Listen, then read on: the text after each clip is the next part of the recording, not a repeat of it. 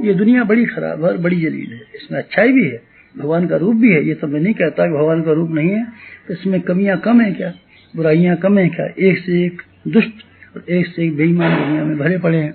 तो क्या करें फिर? दुष्टों के प्रति द्वेष नहीं बेटे, द्वेष करेंगे आप ही जल जाएंगे। ईर्ष्या से भी आप जल जाएंगे, फिर सोच से भी आप जल जाएंगे।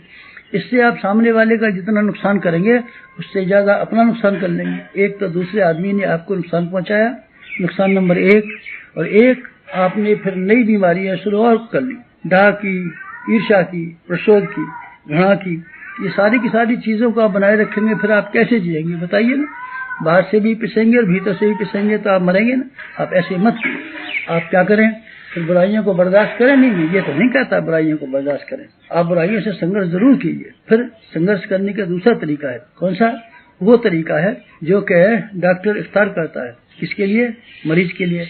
मरीज के रोगों को मार डालने के लिए हरचंद कोशिश करता है कि रोग बचने न पाए, विषाणु बचने न पाए, रक्त की प्रदूषण बचने न पाए, लेकिन रोगी को नुकसान न होने पाए। आप रोगी को नुकसान पहुंचाए बिना उसकी बुराइयों को दूर करने के लिए बराबर जद्दोजहद करते हैं। जब आप किसी व्यक्ति विशेष को हानि पहुंचाने की बात सोचते हैं तो वो द्वेष हो जाता है, और आप इसके दोषों को, दुर्गुणों को, कमियों को हटाने की बात सोचते हैं, तब कोई दिक्कत नहीं पड़ती। आप ऐसे कीजिए ना, आपको एक और काम करना चाहिए, आपको आत्मनिर्भर होना चाहिए, अपने ऊपर डिपेंड कीजिए। क्या करें? बाहर के आदमियों से मत उम्मीदें कीजिए, मत विश्वास कीजिए, मत अविश्वास कीजिए। आप ये मान के चलिए कि उन्नति करेंगे तो हम ही करेंगे। किसी आदमी से आप आशा लगाए बैठे हैं, वो आदमी आपकी सहायता करेगा? क्यों आपकी सहायता करेगा? आस बिरानी जो करे जियत ही मर जाए, ये देहात की कथा है। आप ठीक है, वक्त मिल जाएगा तो सहायता मिल भी सकती है, नहीं भी मिल सकती, पर जो भी आप कदम उठाएं अपने पैरों पर मदद करके उठाएं। उम्मीद ये करें ये काम हमको करना और हम ही करेंगे। अगर आपका ये आत्मविश्वास है तब फिर आपको आत्मनिर्भर व्यक्ति कहा जाएगा। सूरज किसी पर डिपेंड नहीं करता कि हमको कोई अर्घ चढ़ाएगा कि नहीं चढ़ाएगा। हवा किसी पर डिपेंड नहीं करती, किसी की अपेक्षा नहीं करती। चंद्रमा किसी की अपेक्षा नहीं करता, जमीन किसी की अपेक्षा नहीं करती, और आप किसी की अपेक्षा मत कीजिए। इसका अर्थ ये नहीं है कि आप सहयोगी जीवन न जिए, परस्पर मिलना जुलना न करें, विधेयात्मक चिंतन जिससे कि आदमी देवता बन जाते हैं। खराब आदमी है इसको हम अच्छा बनाएंगे, सज्जन बनाएंगे, ये क्यों नहीं सोचते? खराब आदमी है तो हम इसको मार डालेंगे, उसकी हत्या कर डालेंगे, ये क्यों सोचते? ये मत सोचिए। आप दृष्टिकोण को बदलिए ना। जो कुछ भी आपको पास मिला हुआ है वो कम नहीं है, बहुत मिला हुआ है। आप देखिए ना, जरा दूसरे जानवरों को देखिए, कीड़े मकोड़ों को देखिए ना, पशु पक्षियों को देखिए ना, कैसी घिनौनी और कैसी गई बीती और कैसी छोटी जिंदगी व्यतीत करते हैं। फिर आप क्यों ऐसी जिंदगी जिएंगे? भगवान ने तो आपको राजकुमार बनाया है ना, आपको बुद्धि दी है ना, आपको वाणी दी है ना, आपको हाथ पांव दिए है ना, आप तो घर में रहते हैं ना, आपको जीविका है, पहली तारीख को तनख्वाह मिल जाती है, रोटी खा लेते हैं ना।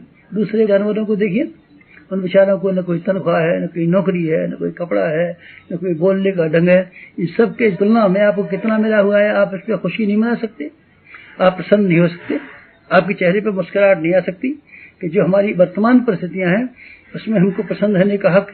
आप तो हमेशा अभावों को सोचते रहते हैं। अभावों को सोचने का अर्थ होता है नरक। अभावों को ध्यान में नहीं रखना चाहिए, उसको दूर नहीं करना चाहिए, ये मैं नहीं कहता हूँ। मैं तो ये कहता हूँ आप हमेशा अपने आप को अभावग्रस्त दरिद्र और कंगाल मानते बैठे रहेंगे तो आप दरिद्र और कंगाल ही रह जाएंगे। आप मत अपने आप को दरिद्र मानिए, मत अपने आप को कंगाल मानिए। फिर आप ये मान के चलिए कि आप देवता हैं। देवता हो गए तो देने में समर्थ हैं, आपके पास देने को बहुत है। जैसा पैसा हमारे पास कम है तो पैसा कौन मांग रहा है आपसे? और पैसा देकर के आप क्या भला करेंगे आदमी का? आप दूसरों को प्यार दीजिए, आप दूसरों को सम्मान दीजिए ना। देखिए सम्मान का दुनिया की कितनी प्यासी है। लोगों को प्रोत्साहन दीजिए ना। देखिए आपको प्रोत्साहन देकर के छोटे छोटे आदमी क्या से क्या बन सकते हैं। देने के लिए कुछ कम है क्या? आप मेहनत दे दीजिए, आप लोगों के लिए सहानुभूति दे दीजिए, देने के लिए कुछ भी कम नहीं है।